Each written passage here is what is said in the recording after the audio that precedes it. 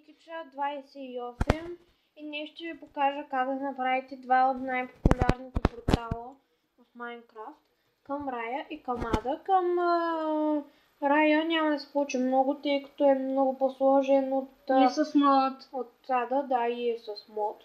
На много рядко се получава. Да, сами ще се уверите. Само да зареди, ето. На плосък терен сме. Тук може да изпаднете буквално от света, след като щупите бедрока. И да, аз паднах и умрях. Да. Не съм умряла.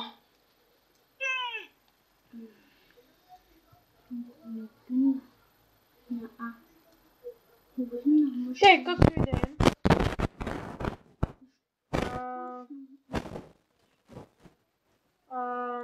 Така, сега отиваме на повърхността и започваме да направим първия портал. Той е към Ада. За него ви трябват куп обсидиан и една запалка.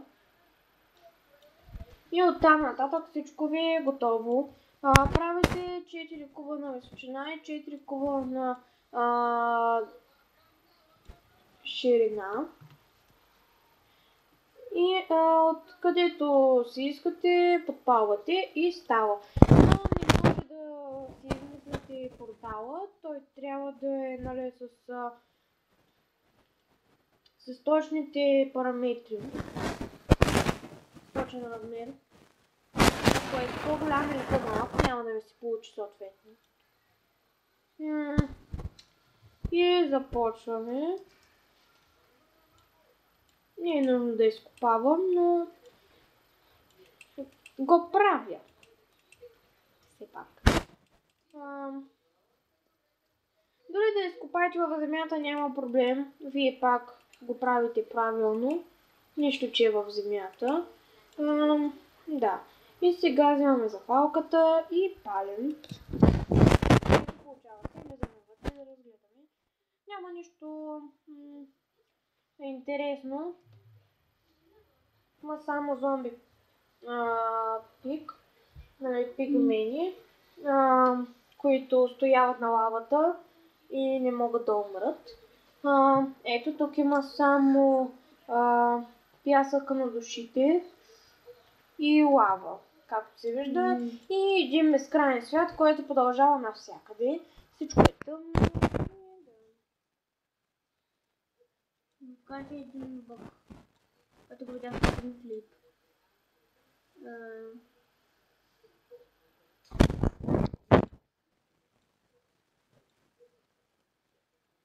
И когато има пясък на душите до лава, той е по-малък от блока и веднага се подпалвате. Ето.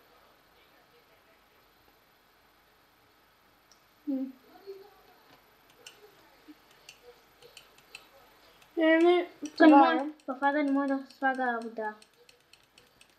Ох, каква ирония. И след така малко се сложа зелена вълна, така да мога да го подам. Трябва и основата да е обаче от зелена вълна.